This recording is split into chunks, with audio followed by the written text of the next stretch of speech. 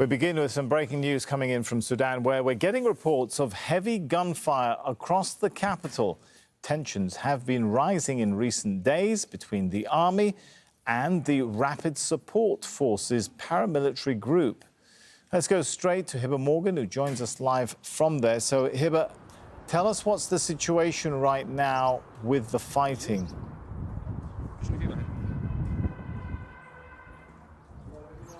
Well, we've just received statement from the Rapid Support Forces detailing their side of the story, in which they say that in Soba camp, where there is a military camp both for the Rapid Support Forces and the Sudanese Armed Forces.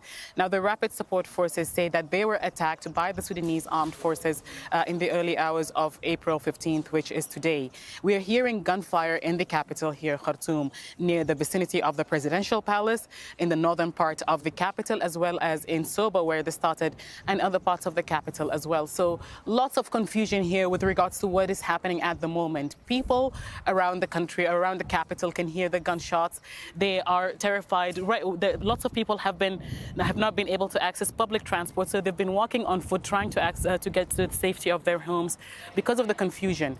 I don't know if you can hear, but there is still the sound of gunfire from the vicinity of the presidential palace, where we're not far from right now. Lots of confusion again, Sammy, with regards to what's happening. But what people do know is that the tension between the Rapid Support Forces and the military has reached its height, with now direct confrontation between the two sides, not here in the capital, Khartoum only, but also Merowe, where the tension started. And just to bring together all these little reports which are coming in, it sounds like fighting is happening in many parts of the country, right? Omdurman, Bahri, different areas.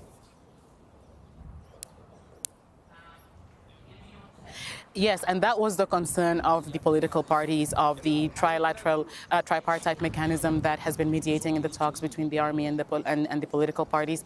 And the concern for many people, really, including the international community, is that both sides are armed. Both sides have troops stationed in various parts of the country, in various parts of the capital. And should it escalate between them, yep, you can hear that. That's the sound of the gunfire just around us here in the capital, Khartoum, not far from the presidential palace.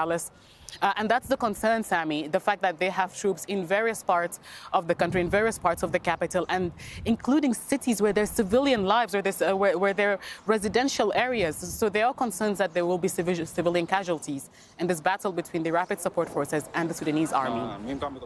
All right, and Hiba, just to confirm what you mentioned a moment ago, you mentioned that the RSF have put out this statement saying they are being attacked by the army.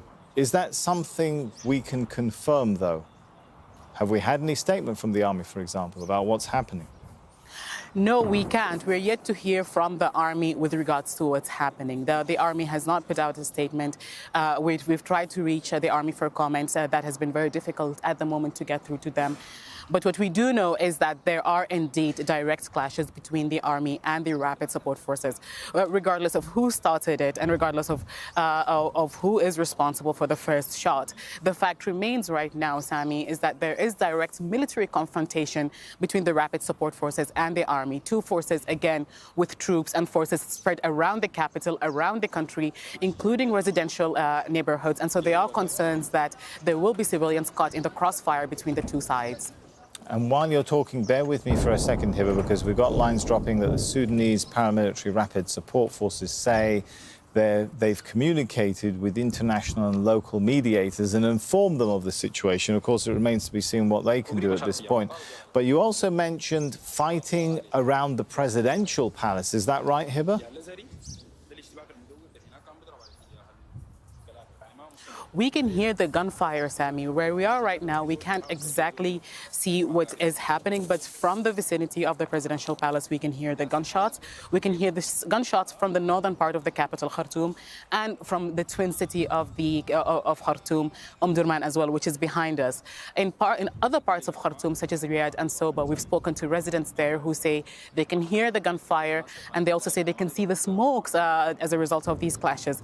Many of them say that they had to hide within their homes because of these sudden eruption of fighting between the two sides.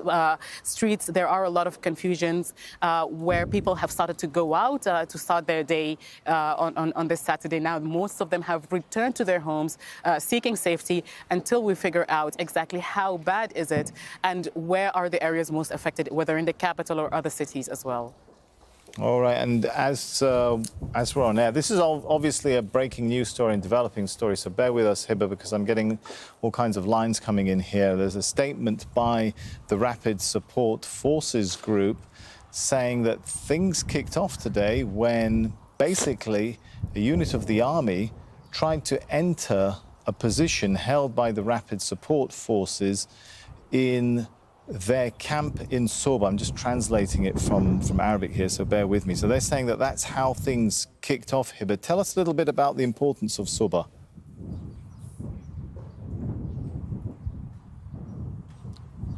Well, Soba is a military camp. It's in the outskirts of the city Khartoum. There are military presence both for the Rapid Support Forces and the army. Military-wise, though, it doesn't hold more significance than, let's say, Merowi right now, where there is also fighting between the two sides and where the tension started. The fact is that the tensions between the two sides, any small altercation between the two sides would have led to what we are seeing right now. And I don't know if you can hear Sammy, but there is heavy sounds of gunfire around where I am right now again, and this is the vicinity of the presidential palace. We do know that the army did block the roads leading to the presidential palace just about 15 to 20 minutes ago, but there have been the presence of Rapid Support Forces inside the presidential palace as well, because again, the head of the Rapid Support Forces is the deputy head of the Sovereignty Council. That's the governing body here in Sudan, while the head of the army, General Abdel Fattah al-Burhan, is the head of the Sovereignty Council. So lots of confusion here with regards to what's happening right now. What we do know, again, is that there is fighting between the two sides in Soba, in Merowi, where tension has been at its peak for the past 24 to 48 hours. And despite the fact that we've heard statements from both, or rather from mediators, saying that both the head of the army and the head of the Rapid Support Forces are ready to de-escalate the situation, just hours after hearing from mediators that the head of the army is ready to de-escalate, we're hearing gunfire around the capital, Khartoum and Merowi. Maybe it's a good time as well, Hiba, to put this into context. This tension started over the question of integrating the RSF into the army, right? That's if you're looking for a specific point to mark this tension. But in reality, tensions have been ongoing between the Rapid Support Forces and the army way longer than that, Sammy. We've seen months after the military takeover in October 2021, when we heard from the head of the Rapid Support Forces describing that military takeover as a mistake which led Sudan to further political turmoil, while the head of the army, who's the head of the Sovereignty Council, said that this was a necessity, that military takeover was a necessity because Sudan was in a political turmoil and was on the edge, as per his words. So obviously, months after that takeover, the two were at odds on how to run the post-military takeover period. And then came the issue of negotiating with the political parties. Both had different views with how to negotiate with the parties, how to come to an agreement for a new transitional government. And now, with these talks between the political parties and the military, there came the issue of the security sector reform. The military wanted the RSF to fall under its command, while the RSF wanted to fall under the command of a civilian government. Then there's the issue of integration, how long that should take, and the ranks and files of the officers within the RSF and how they should be assessed and reintegrated into the army. So all of this just simply added to the already existing tension between the Rapid Support Forces and the army, and which it looks like today, on Saturday, has reached its peak with gunfire between the two sides. And just help our international audience to understand the difference between the army and this RSF, Rapid Support Forces, and how they're led by two figures who are independent of each other to some degree.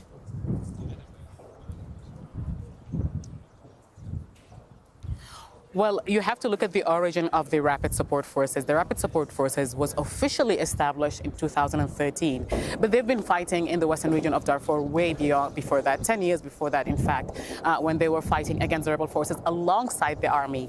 Now, in 2013, they became an official fighting group. I don't know if you can hear how long.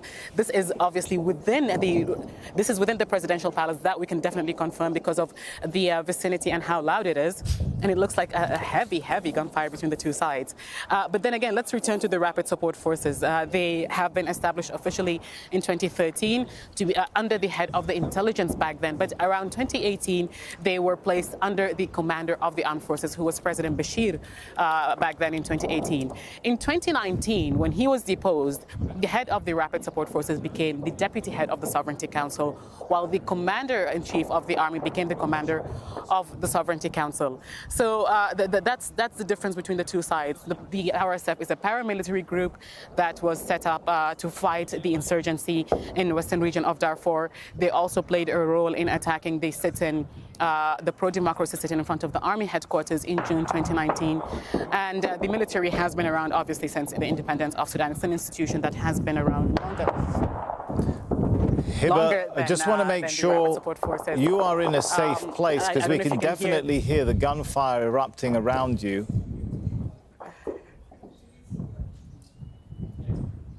We would say, again, we are within the vicinity of the presidential palace, and we can hear the gunshots. And it looks like it is escalating. We heard it earlier, but now it's getting more and more louder. All right, Hiba, so it's getting stronger. Let me ask you this question. You mentioned that there was you can confirm there's some explosions going on around the presidential palace. Does that raise a question mark about the safety of yes, Abdel Fattah al-Burhan, or the fate of Abdel Fattah al-Burhan? What can you tell us about that?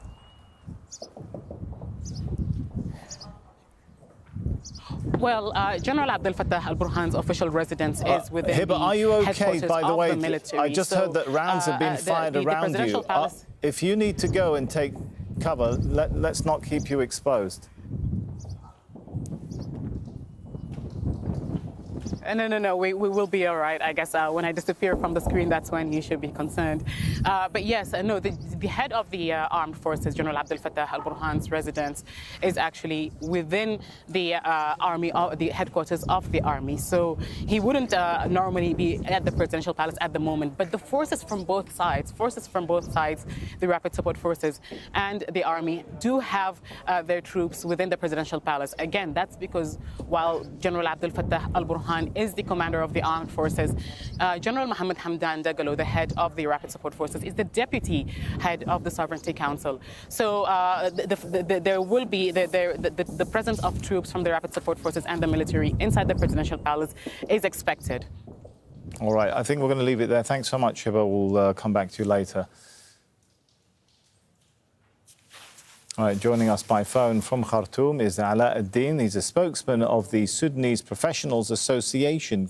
Good to have you with us. So does this look to you, from what you've been able to verify, that this is the feared clash between the Rapid Support Forces and the army going on? Yeah. Actually, the troops of the army attacked a camp for the RSF today morning in Soba. That is called the Soba camp base, where there is the RSF forces. And it was in the statements of the RSF that a huge troop of the army attacked the base of the RSF without any precedence or without any preceding awareness or preceding alarm that they are coming. And they attack them with many types of guns. So I think this is a Muslim Brotherhood troop inside the army, because 2 days ago, since the day before yesterday, they invade or they were a big presence of the Muslim Brotherhood troops in the army under the name of the reserve forces. They were seen in army machines in Khartoum, actually, and they are carrying green sticks. A young guy carrying green sticks, the same that was there in the disruption of the sitting area near the army headquarters in Khartoum in 2019 before, in the beginning of the revolution. And the same green sticks that were used by the Muslim Brotherhood where they attacked the Bar Association house one year ago in this after the 25th October coup. So I think this is a big move from the Muslim Brotherhood people or arms inside the army to attack the Rapid Support Forces because of their position from the framework agreement and the final political process. We know that the Sudanese Professionals Association was involved in the mediation efforts. It sounded before this escalation of violence like a resolution was coming together. We heard statements from both Dagalo and Abdel Fattah Burhan talking about taking steps to resolve things. What went wrong? Yeah, I think what went wrong is because of the Muslim Brotherhood inside the army. They don't want the things to go down. They want to get escalated, actually, because this is the last resort for, this is the final battle for the Muslim Brotherhood to come to the power.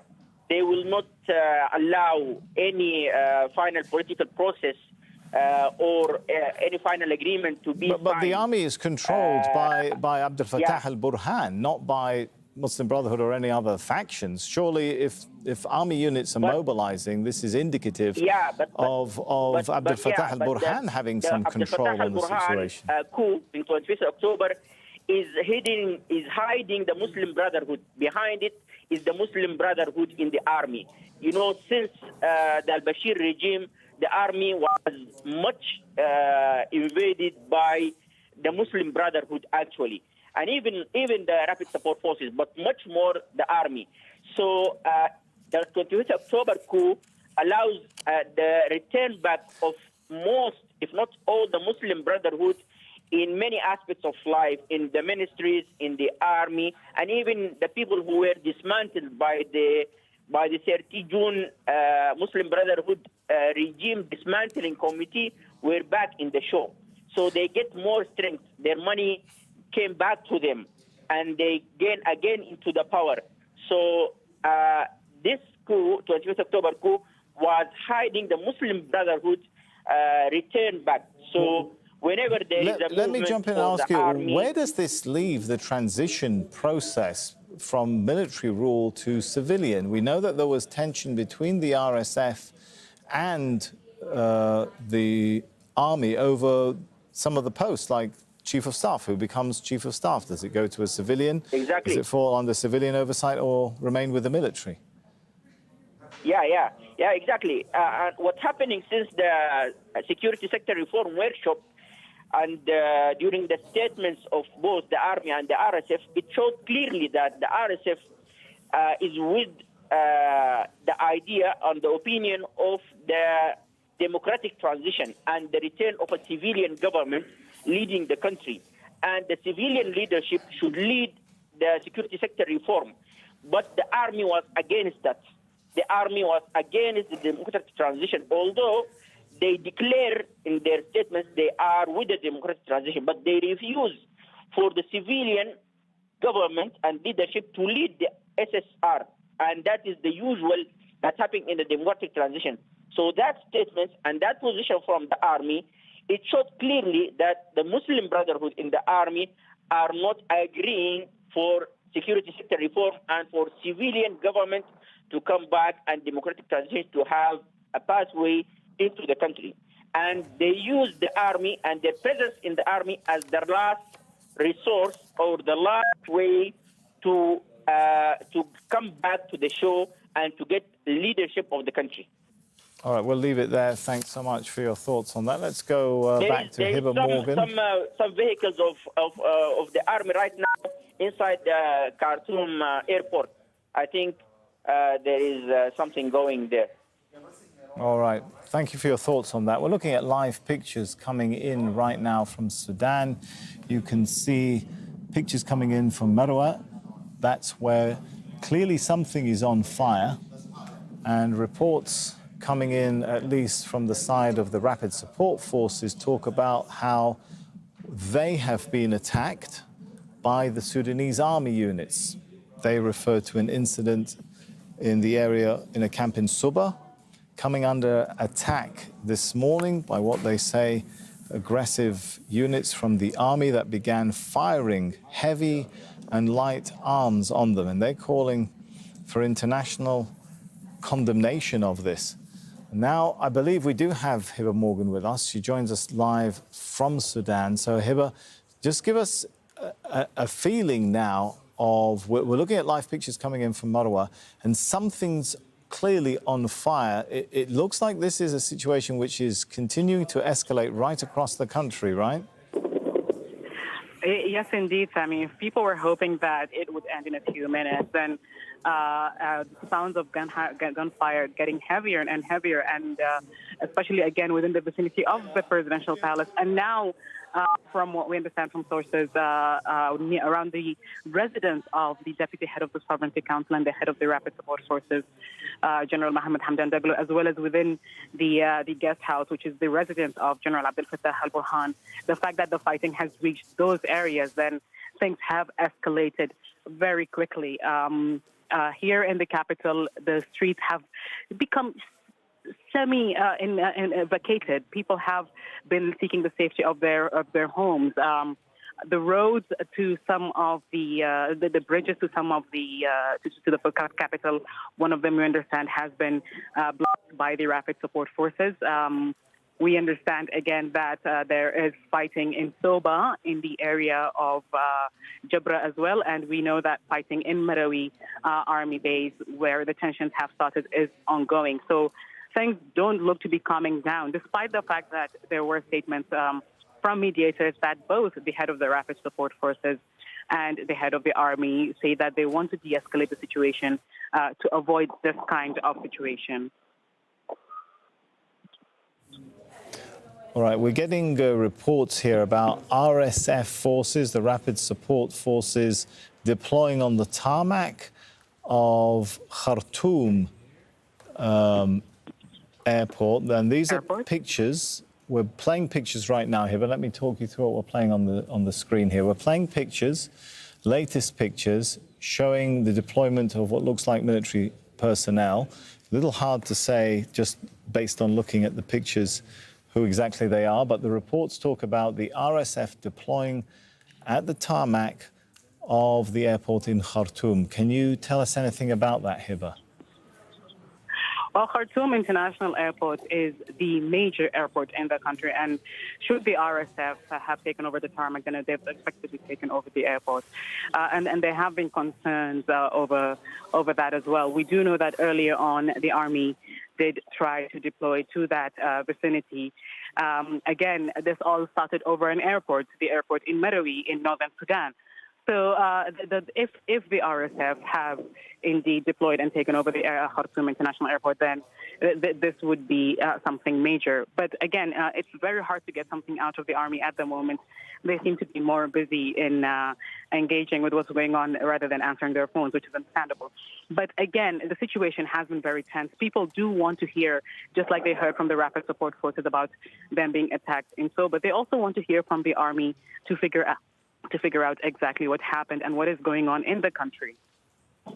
Let me also bring us up to speed, Hiba. As you're talking, we're getting reports saying all roads to the Sudanese capital have now been blocked, and all roads to the presidential palace have been blocked. So clearly, this is an escalating situation. We're looking at the latest pictures which came in. You can see the smoke billowing overhead over buildings in the capital, Khartoum. Hiba, give us an idea of the relative strength of the RSF. How much muscle, so to speak, do they have? Well, the RSF's exact fighting force has not been disclosed by the Rapid Support Forces. We do know that it ranges somewhere, according to experts, between 80 to 100,000. But this is estimation, and that's because they've continued to recruit, they've continued to train, they've continued to graduate forces, especially after the head of the Rapid Support Forces became the deputy head of the Sovereignty Council. So it's not exactly clear how many officers and how many soldiers they have. What we do know is that they do have bases and camps around the country. Ever since becoming the deputy head of the Sovereignty Council, General Mohammed Hamdan Dagalo's forces became stationed in further parts of the country, parts where previously his forces were not present. So this is raising concerns that, again, because it started here in the capital, it's happening in Marawi. What about the other parts of the country? Places like Darfur, which is already reeling from 2 decades of civil war. Places like the East, which has been very volatile and very fragile due to conflicts and tribal tensions, and where there are forces of the Rapid Support Forces as well as the army, the Sudanese army. So all of this is raising concerns because both sides are armed, both sides have forces, both sides are stationed around the country. There are concerns that this one will take some time before it dies down and that there will be civilian casualty. As you're speaking, Hiba, we're looking at pictures also coming in from Marawi. That, of course, is one of the hotspots in this tension. Talk us through what you're hearing about developments there. We can see a lot of smoke billowing over the horizon there too. What we do know is that just moments after the fighting started in Soba between the Rapid Support Forces and the Sudanese Armed Forces, Marawi as well, fighting started there as well. Now, Marawi has been at the center of the tension between the two sides for 3 days now, and that's because in the early hours of Wednesday, troops from the Rapid Support Forces moved towards the army base and the airport in Marawi and stationed themselves there. More than 100 cars from the Rapid Support Forces setting up a base camp near the army, and that is what heightened the already existing tensions between the two sides. Now, for the past, when that happened on Wednesday, the army requested the Rapid Support Forces to withdraw from their new set of positions. That did not happen. In fact, we heard from the commander of the infantry in Marawi, the army commander from Marawi, that there were more reinforcements for the Rapid Support Forces in Marawi.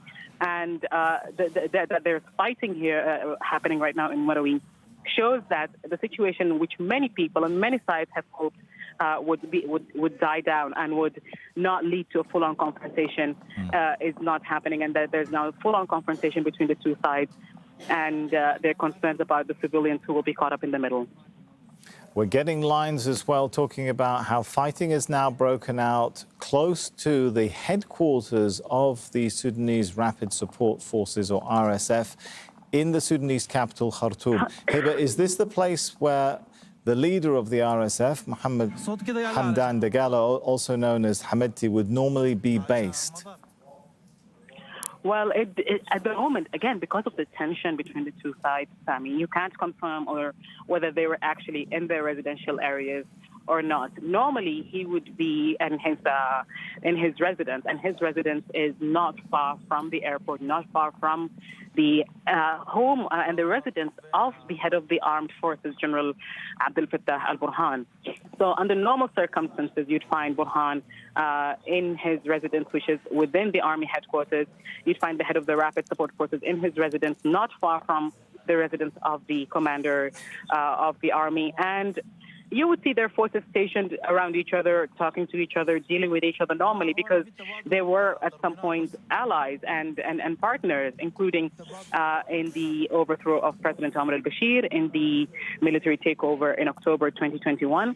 They were partners, and things were normal between them. But after that is when the tensions began.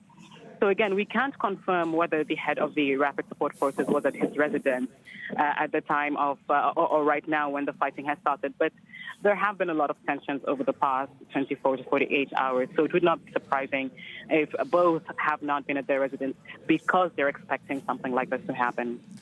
Hiba, are we hearing anything from either Abdel Fattah al-Burhan, the head of the army, or from Mohammed Hamdan Dagalo, the head of the RSF at this point?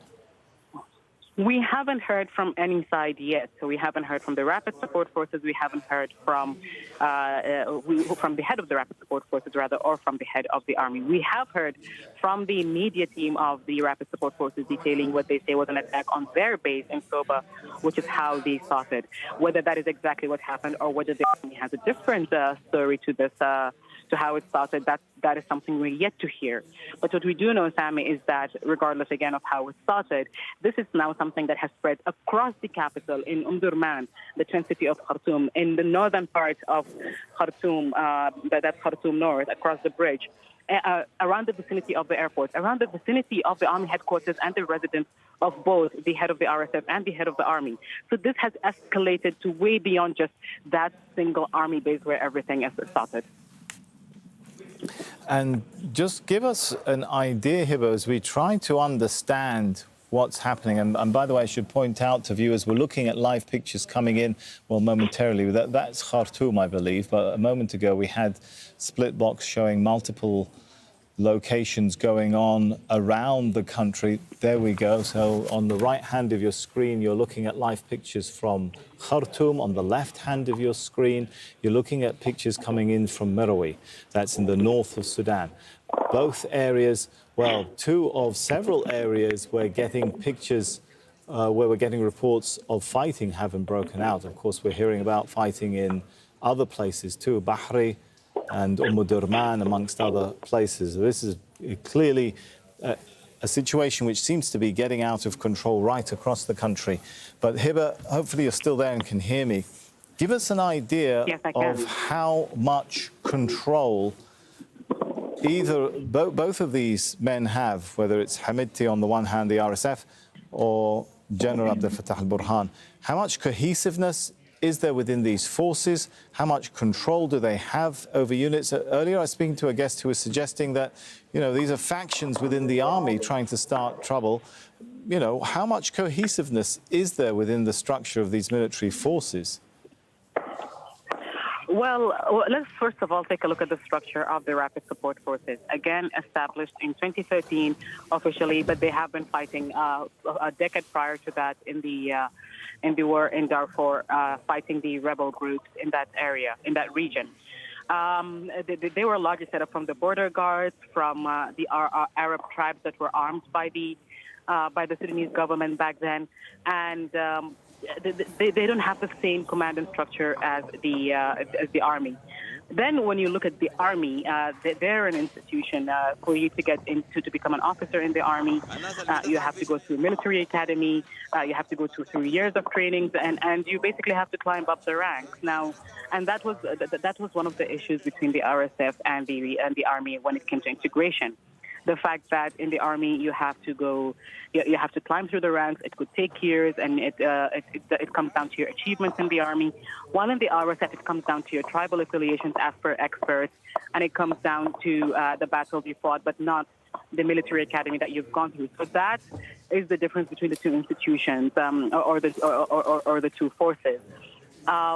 When it comes to cohesiveness, we've seen the army repeatedly showing some kind of showing that they're united when it comes to issues dealing with the country. When it came to the takeover, when it came to overthrowing al-Bashir in 2019, and then you have the RSF. They seem to be, again, largely based on their tribal affiliations, and that is why.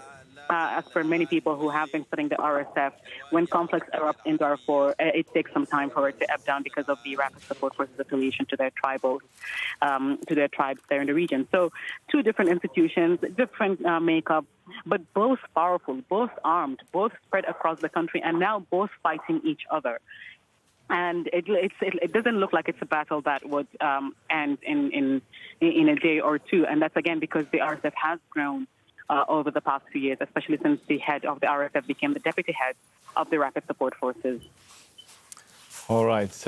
We just crossed 8:30 GMT a few minutes ago. Maybe it's a good time. Take a little breather and let's bring viewers up to speed with what's happening in Khartoum, in Sudan right now. So reports started to trickle in about half an hour ago or so of fighting having broken out. We're looking at live pictures. You can clearly see smoke there. It does look like trouble is brewing in the capital, Khartoum. Reports talk about, and this is, of course, a claim, a statement coming in from the Rapid Support Forces saying that one of their units was attacked in an army camp in Suba by the Sudanese army. That's, of course, a statement by the RSF. That's their side of the story. We can't confirm that at this point, but their side of the story is the Sudanese army moved to attack RSF forces in Suba. Very quickly, we've got reports of fighting breaking out in other areas right across Sudan. Bahri, Durman, Khartoum, and Mirwi. I think we can bring in some pictures now of Mirwi in the north of Sudan. There we go. You can clearly see there, it does look like there's trouble going on. A lot of black smoke billowing out. And again, the reports there is that there's fighting going on close to important installations around Mirwi. And more reports coming in from Khartoum saying fighting has reached the presidential palace. Fighting has reached the headquarters of the RSF, the Sudanese Rapid Support Forces. These are obviously very key areas in the power structure of this country. Air bases, we had reports of the deployment of RSF forces on the tarmac of Khartoum Air Base, airport. And then we can see pictures coming in that does appear to show some kind of movement of military personnel across the tarmac there.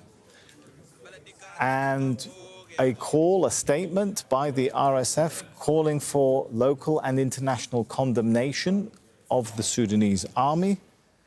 We have not heard from either the head of the army personally himself, Abdel Fattah al-Burhan, or personally from the head of the RSF, General Mohammed Hamdan Dagalo, also known as Hamidti. All right, let's see if we can, let's bring in Hiba Morgan again. She is following this situation for us. We saw you up on the roof moments ago, Hiba. Thank you for bringing us this update in very challenging, difficult circumstances. What is the big picture, Hiba, of where this leaves the transition process, right? This was supposed to be the big story of Sudan this year, was a transition away from years and decades of military rule towards some kind of civilian rule. Well, it depends on how optimistic you were about Sudan. The fact that, again, that there were tensions between the rapid support forces and the army was something that many people who have been observing Sudan, many people who have been involved in Sudan knew about it. In fact, there was even a warning from from then Prime Minister Abdullah Hamdok that should the rapid support forces and the army not be integrated and their issues sorted, then they will pose a challenge to Sudan's transition. So even way back in 2019, the RSF and the Sudanese armed forces were causing concerns because they were two armed groups, high up positions, strong forces spread around the country, and obviously two different chains of command.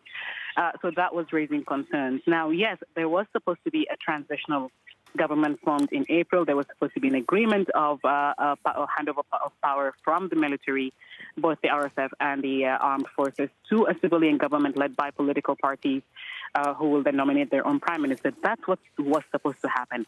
Now, obviously, the fact that there is fighting between the two sides and that the issue of the security sector reform has not been resolved, then the odds of them actually coming down to sign an agreement is not going to happen anytime soon. In fact, should the RSF be victorious in this case, then they may be renegotiating the terms of this agreement with the political parties. Now, if the army, on the other hand, is the one that comes out victorious in this battle between the two sides, then they also will renegotiate the terms of that handing over of power to civilian government between them and political parties. So again, regardless of who is going to come out the winner in this battle between the two, the fact that this has halted the political process. This has resulted in a delay of a new period of transition to Sudan. In fact, now I don't think the trilateral mechanism, the tripartite mechanism, which has been negotiating or rather facilitating the talks between the parties and the army, would be able to bring up any talks of sorry, we've just seen the army moving around here on Mile Street, here in the capital, Khartoum. But yeah, so having them discuss the issue of of a transition right now is something that is out of question. In fact, the talks right now would probably focus on trying to de-escalate the situation, trying to end the fighting, trying to get those two sides to sit down and negotiate rather than fight it out on the battleground and in residential areas, which could potentially lead to civilian loss of life. As you're talking, Hiba, we're looking at pictures coming in. On the right hand of the screen, we've got pictures coming in from Khartoum. On the left hand, Merowe. Clearly, there does seem to be trouble. You can see the smoke over the capital, Khartoum, and now in Merowe in the north of Sudan. And we understand, Hiba, that there was supposed to be a new transitional constitution. There were supposed to be new steps going on this year and in April. I guess all of that now, there's a huge question mark on all of that process. Yes, the fact that, again, that one side that is supposed to be signing an agreement, or rather two sides that were supposed to be signing an agreement, are right now at odds with each other and fighting with each other militarily and not just verbally like it was before. Then obviously that kind of puts the issue of transitional government, transitional constitution, and all that on the back burner for the time being. And the focus right now from in all the bodies here, whether the ones who have been facilitating the talks between the parties, those who have been mediating, and the political parties themselves, the focus would mostly be on trying to stop this current situation that is unfolding, and which is direct confrontations between the rapid support forces and the army, and they would try to turn it into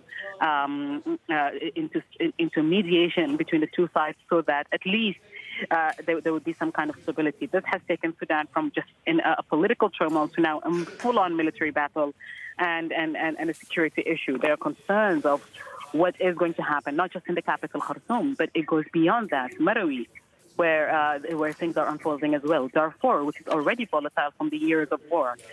And the East, which is already facing tribal tension. So there are concerns right now with all of the things going on, what is going to happen. And definitely the issue of forming a transitional government, signing a transitional constitution, having a transitional legislative assembly, that won't be in the talks anytime soon.